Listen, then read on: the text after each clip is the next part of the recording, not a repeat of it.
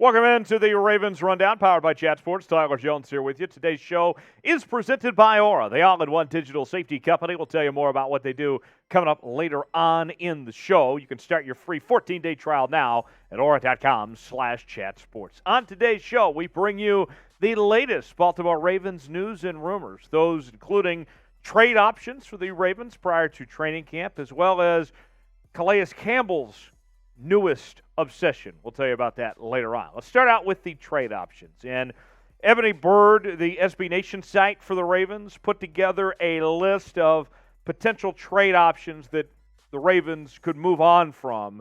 And I think it's worth noting before we show you these 5 players that if the Ravens are to make a move, it's for 2 things. One of those would be a wide receiver to add to this wide receiver room, which I believe is better than what is advertised, but it certainly wouldn't hurt to add anybody. And then the other factor is just adding draft capital. We know that the Ravens have been as good as any organization in the National Football League when it comes to drafting and their scouting department, so anything to add to give that opportunity to the scouting department to make this team better, I think you would jump on. So the 5 players that they mentioned included Chuck Clark, Ben Powers, Justice Hill, Juwan James, and Josh Aller. We'll break those down one by one of their trade situation. Let's start out with Chuck Clark here.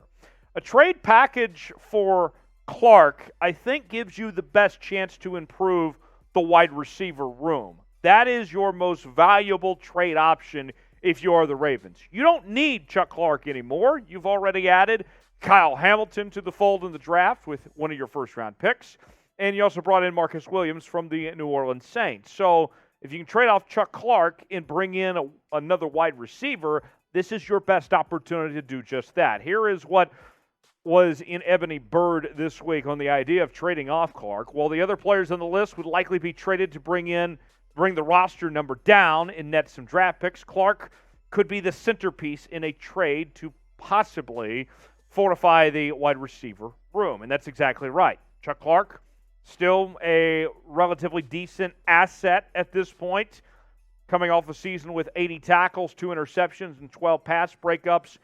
He could be a piece that could get you something in return. So I think Chuck Clark will be traded at some point. I don't know necessarily who. Don't know what they would get out of him, but if you can trade him and possibly bring in a wide receiver, that'd be great. So, prediction time. Our pinned comment today. Will the Ravens trade off Chuck Clark? Will we see him in a Ravens uniform in 2022? Let me know in the comment section. Type Y for yes, type N for no if the Ravens are going to move on from Chuck Clark. You're about to get an ad break. Take advantage of it. While the ad's playing, get your votes in. Tell me one way or the other. Y for yes, N for no if the Ravens will trade Chuck Clark. Let's look at Ben Powers now, the former Oklahoma Sooner, and I got to tell you, I don't think anybody wants Ben Powers. I don't know if there's much of a trade market for Ben Powers at this point in time. He is looking like the number 3 player at his position, and I think more than likely he gets cut. If you can get something for him, 6th, 7th round pick, anything, you'd be pleased with that, but I just don't see there being much of a market when it comes to Ben Powers on that end. He might be the least valuable of the 5 players we mentioned. Another name possible is Justice Hill, and I know that we haven't seen a whole lot of Justice Hill in his time in Baltimore to this point, that he's dealt with a lot of injuries at this time, and of course the Ravens dealt with injuries at the running back position, but the bottom line is that if the Ravens like what they're seeing from Tyler Beatty, their rookie running back from Missouri, then you don't need Justice Hill. Because if you look at the depth chart right now, J.K. Dobbins, Gus Edwards, your top 2 backs. You bring in Mike Davis from the Atlanta Falcons.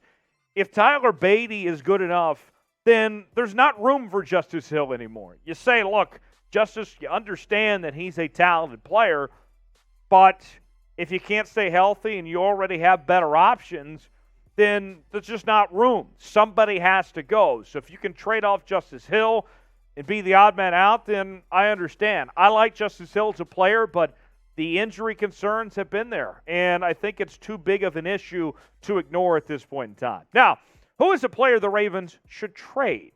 Who should they move on from? Let me know in the comment section one way or the other, somebody that the Ravens should shop and send off elsewhere. Today's show presented by Aura, the all-in-one digital safety company, and they protect you in more ways than one. Whether it's your cell phone, your credit card, everything on the dark web, they have you covered. The all-in-one digital safety company is offering a free 14-day trial just for viewers of the Ravens Rundown. So go ahead and sign up now while supplies last. And I got to tell you, here's the thing. They're going to give you real-time monitoring. So if anything is somewhat suspicious, you're going to find out right away. It's not going to be months after the fact. They're going to take care of you. They're going to protect you and your loved ones. You could protect up to 5 people with Aura. 14-day free trial now. Aura.com/chatsports for more information there. 2 more names to get to. Let's look at Juwan James now. And Juwan James on this list, I understand why he's on it, but I personally would not move on from Juwan James. I know that he hasn't played since 2019, but with the situation that Ronnie Stanley is in, he's been told, Juwan James has, as documented on this show, that he needs to be ready to go. If Stanley isn't ready week 1, Juwan James would get that start at left tackle. So I know, I get it, that we haven't seen much of Juwan James. But let me tell you something. I think you hold on to this type of situation. You see how the process is going with Ronnie Stanley, and you hold on to Juwan James at least a little bit longer to see if you need him. Here is what Zach Cantor from Ebony Bird had to say. Ravens have had poor tackle depth the past few seasons, including Stanley's injuries and the trade of Orlando Brown Jr. Shipping off a tackle doesn't seem likely, but if one were to go, James would be the clear option. He's allowed 22 sacks in his career. We haven't seen him play much, but Juwan James, I would not move on personally because I think that right now you need him too much at this point. That could change later, but at the moment, I think you need Juwan James, whether you like it or not. Last one on the list was Josh Oliver. And we have noted a lot on this program how loaded the Baltimore Ravens tight end room is. The best in the National Football League. You're looking at it on your screen right now, folks. I mean, Mark Andrews, terrific. One of the top 4 tight ends in this league. Nick Boyle, solid. I got a lot of hope about Charlie Kolar and Isaiah Likely. Those guys are going to be really good. We're going to see a lot of 2 tight end sets, maybe even some 3 tight end sets at one point. And at the end of the day, I think that Oliver here could be the odd man out. And it's not a knock on Oliver. The Ravens, credit to their scouting department, have done such a good job at finding these tight ends that there just might not be room for Josh Oliver, apparently. So if you could trade him off and just get something out of him, save a roster spot, your tight end room is not going to drop off at all. To me, that just makes sense to move on from Josh Oliver if you get that opportunity. So those are those 5 players that we mentioned. Chuck Clark, Ben Powers, Justice Hill, Juwan James, and Josh Oliver, the recommended trade candidates there. Who is a player the Ravens should trade for? We've already asked you now who the Ravens should move on from. Who's a player that they should look at to possibly bring to the Baltimore Ravens before the season begins? You let me know in the comment section, one way or the other, a player the Ravens should give a look at in the trade market. And if they make a move, we're going to be over it here on Ravens Rundown. And I got to tell you, later this week, we are going to do a mailbag. And you may be wondering, well, how do I participate? You got to be subscribed to the Ravens Rundown. So subscribe now, youtube.com/RavensTV. Go to the community tab. Get your questions in. No matter how ridiculous they may be, I will still answer them because I'm that type of guy. So go ahead. Subscribe now. Be a part of our mailbag. We'll bring you later this week. Last thing before we go, Calais Campbell has another opportunity beyond football. He's going to know when to fold them, know when to hold them, when to fold them. Screwed that one up. And when to walk away and when to run, as he's looking at a professional poker career. In addition to his 15th year in the NFL. Listen to this. This is from ESPN this week.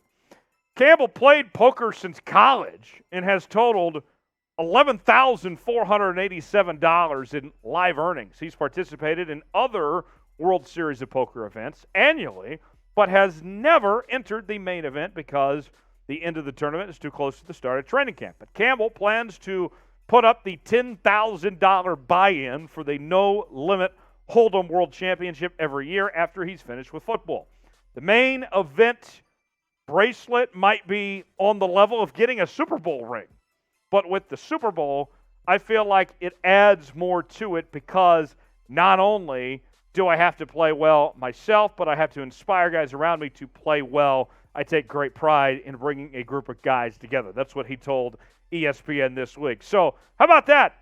Calais Campbell, a gambler, a professional one at that. That's pretty cool. Hopefully he doesn't go the route of Calvin Ridley on that front. But nonetheless, are you betting on Campbell to have a big year? Here's what I want to know. If you think that he has a big year in 2022 as a football player, then type H to hold him or type F to fold him. Let me know one way or the other in the comments section. Thanks for joining us here on The Rundown.